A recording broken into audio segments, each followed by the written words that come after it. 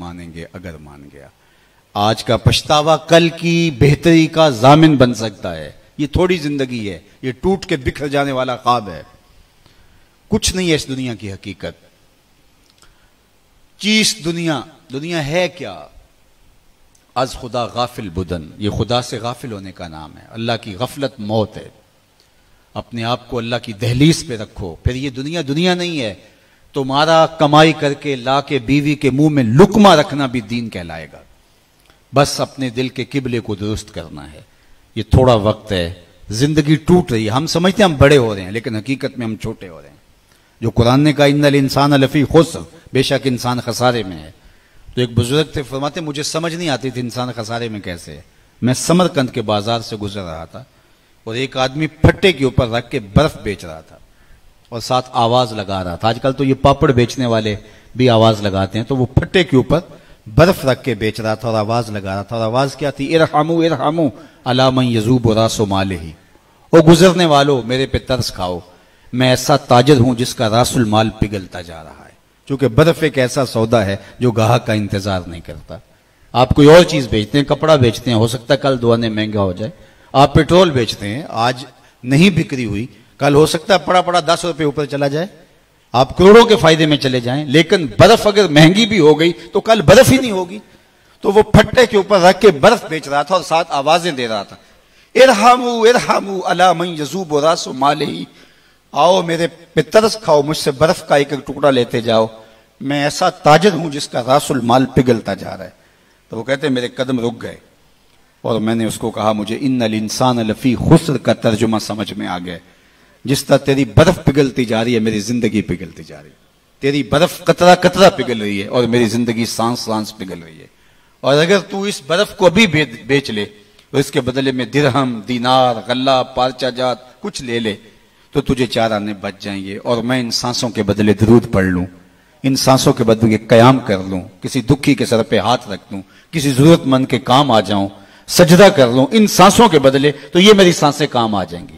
ورنہ تو سو کے بھی گزر جائیں گی, آوارگی میں بھی گزر جائیں گی. تو یہ سانسوں کی گنتی سید علی المرتضیٰ رضی اللہ تعالیٰ عنہ فرماتے ہیں یہ موت کی طرف اٹھتے ہوئے قدم ہے تمہارے سانس.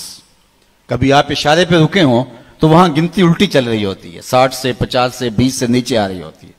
گنتی جب الٹی چلتی ہے تو بہت جلد 0 پہ آ جاتی ہے, اور جب 0 پہ آ جاتی ہے تو پھر رکا نہیں جاتا. اللہ اکبر, یہ 60 سے 70 سے 50 سے یہ ماہ و سال کی گنتی الٹی چل رہی ہے. ہم سمجھتے ہیں ہم بڑے ہو رہے ہیں لیکن چھوٹے ہو رہے ہیں. اور جب 0 پہ آئے تو اسی کا نام تو موت ہے. پھر کوئی روک نہیں پائے گا, کوئی طاقت نہیں ہے کہ اس کو روک سکے. تم بروج مشیدہ مضبوط قلعوں میں بھی چلے جاؤ تو وہاں بھی تمہیں موت اچک لے گی آ کے.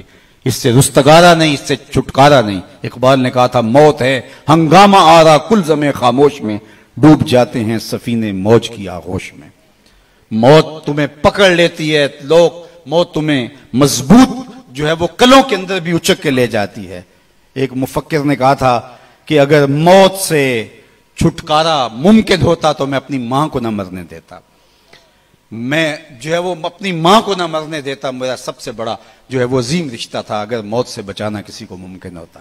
لیکن موت جو ہے وہ بہنوں سے بھائی اٹھا کے لے جاتی ہے, موت بھائیوں سے بہنیں اٹھا کے لے دیتی, ماں باپ سے ان کے لال چھین لیتی ہیں اور اولادوں سے ماں باپ چھین لیتی ہے.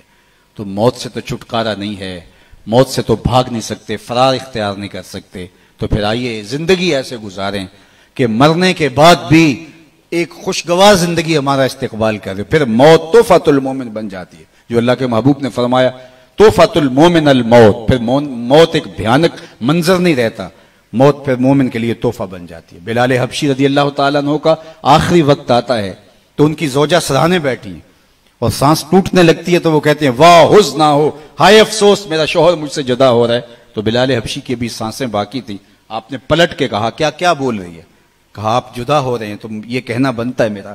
کہا یہ نہ کہو بلکہ کہو وا تربا ہو غدن القا محمدن و اصحابہ. کہو مبارک ہو میں تو اپنے آقا محمد عربی سے ملنے کے لیے جا رہا ہوں. پھر موت تحفہ بن جاتی ہے. حضرت ابراہیم علیہ السلام کے پاس جب اللہ کا پیغام اسرائیل لے کر آتا ہے کہ میں روح قبض کرنے کے لیے آیا ہوں تو حضرت اسرائیل کہتے ہیں عجیب بات ہے, رب مجھے اپنا خلیل بھی کہتا ہے, اور کبھی ایسا ہوا ہے کہ کوئی یار بھی یار کی موت چاہے؟ وہ مجھے اپنا خلیل کہتے ہیں گوڑے یار کو، وہ مجھے خلیل کہتا ہے اور پھر تجھے بھیج دیا قبض روح کے لیے، کوئی یار بھی یار کی موت چاہتا ہے؟ کہا میں تو حکم کا پابند ہوں۔ واپس گئے اور کہا مالک تیرے خلیل کا تیرے نام یہ پیغام ہے۔ تو کہا پھر جا اور میرے خلیل کو جا کے میرا سلام دے، اور ساتھ کہنا کبھی ایسا بھی ہوا ہے یار یار کو بلائے اور یار ملنے نہ آئے؟ تو روح بے چین ہو گئی، کہا دیر نہ کر، جلدی جلدی قبض کر لے۔ تو جب زندگی اس کی منشا کے مطابق گزاری ہوگی پھر موت بھیانک منظر نامہ نہیں ہوگا۔ اللہم بالرفیق الاعلی، یہ میرے حضور کے آخری لفظ ہیں۔ اللہ اکبر، اختیار دیا جاتا ہے تو کہتے ہیں مالک میں تیرے حضور آنا چاہتا ہوں۔ تو پھر یہ جہاں بھی پھر وہ جہاں بھی بندہ مومن کا ہوتا ہے، ورنہ یہ جہاں بھی قید خانہ اور وہ جہاں بھی اذیتوں سے بھرا ہوا۔ آئیے جو مختصر زندگی اللہ نے ہمیں ودیعت کی ہے، اس زندگی کو اللہ اور اس کے رسول کی یاد کے مطابق بسر کرنے کا عزم مصمم کریں، اور اللہ کی بارگاہ میں اس دعا کے ساتھ ہم رخصت ہوتے ہیں کہ اللہ جل شانہ ہمارے محترم کی والدہ ماجدہ کو اللہ کروٹ کروٹ جنت کی بہاریں نصیب فرمائے۔ اللہ تعالیٰ ان کی قبر کو وسیع، کشادہ، منور، خوشبودار اور ٹھنڈا کرے، انہیں صبر کی توفیق دے اور ان کی برزخی زندگی کے قوائف اپنے کرم سے درست فرمائے۔ آپ جتنے لوگ تشریف لائے ہیں اللہ آپ سب کے والدین کو اپنی خاص امان میں رکھے۔ جن کے والدین انتقال کر گئے ہیں اللہ تعالیٰ ان کی قبروں کو وسیع، کشادہ، منور، خوشبودار رکھے۔ اور میں بارگاہ عزتی میں یہ بھی عرض کرنا چاہتا ہوں کہ مالک میرے وطن کی خیر فرمانا، میرے ملک کو معیشت کا جمال اور معاشرت کا حسن عطا کر دینا، صالح، نیک، پاکیزہ اور اہل قیادت اس ملک کا مقسوم کر دینا۔